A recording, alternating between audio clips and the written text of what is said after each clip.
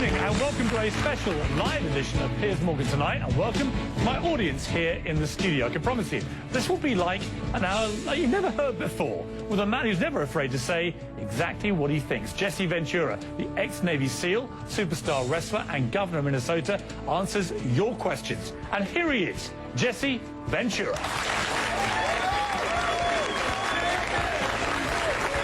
Good to see you. Good to see you. Come on up. Good. Thank you. Thank you.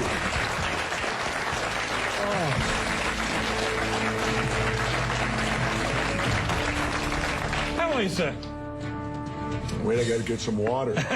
I got to get ready for you. I'm doing good, Piers. We've got an hour ahead of us. We'll cover lots of ground. I want to start, though. You said earlier that all wars were about, oil and corporations. They are, but they're all religious-based, too. So they're all about religion and oil and corporations. Could be, and sure. occasionally getting rid of the Nazis. Yeah. So my point is, well, the Nazis can be over many things. The Nazis was religious too. Look what they did to the Jews. So that brought religion in. Vietnam was religious because Diem, our puppet president, and our country brought 100 Christian Vietnamese down to the south to be the government. Well, the southern Vietnamese didn't like these religious characters from up north, so they then became the Viet Cong.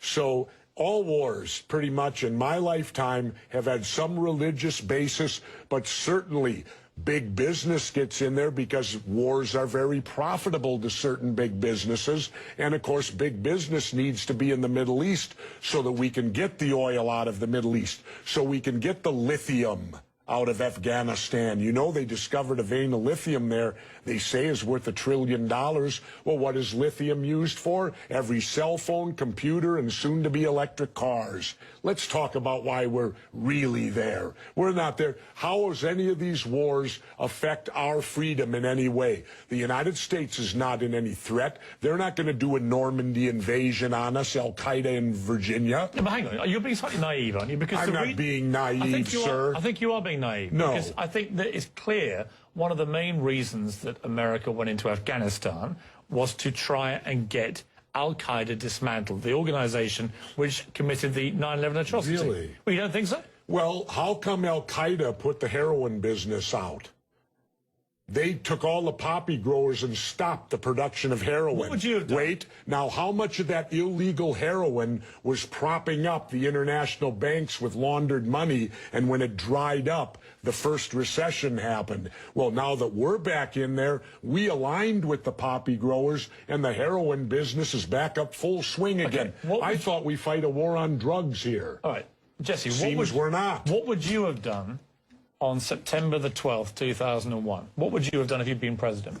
What would I have done? Yeah. I would have done a legitimate investigation to find out what exactly happened on 9/11.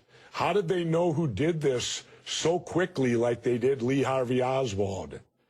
How quick they knew Lee Harvey Oswald killed Kennedy. Because the people who did it were identified and we knew who they were. Well, then why couldn't we have stopped them beforehand if they were identified and we knew who they were? It was a failure of intelligence. Everyone's accepted No, it that. wasn't. We knew before with Condoleezza Rice's memo on August 6th when it stated right in the memo, bin Laden to steal planes and run them into buildings. And more stuff is coming out now also, how much the Bush administration ignored the intelligence. It was almost like they ignored it because they wanted it to happen.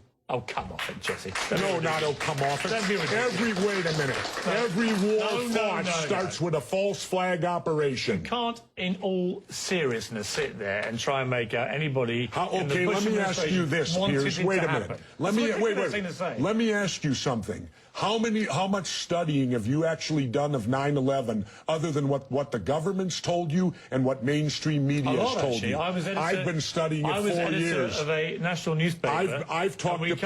Wait a minute. In depth every day for 5-6 months. Really? So I know a lot about it. Well, one thing I do know is, let me ask you this then. You cannot say that any member of the Bush administration knew it was going to happen or wanted it to happen. It's a ridiculous thing to say. Ridiculous. Okay, let's talk about your BBC.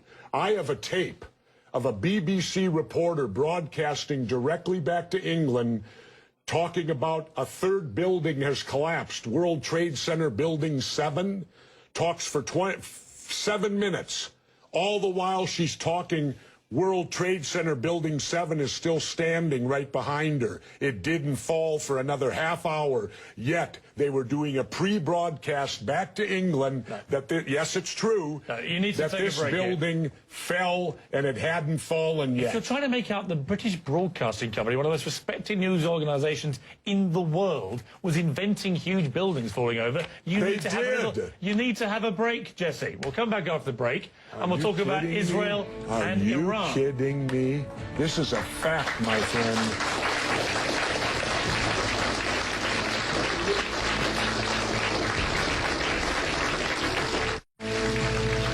We left a fairly heated debate about various theories that you have about 9/11 and so on. Let's move on to... Oh, and the government only has a theory.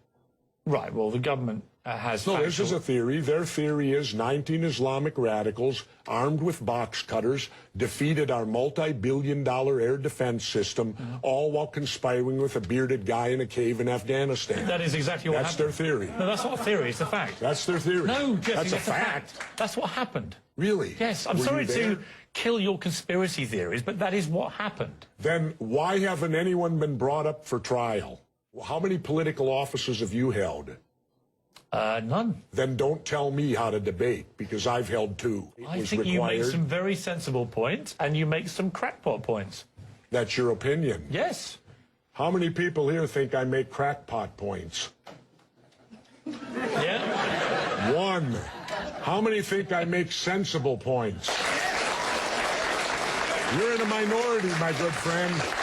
You're the minority.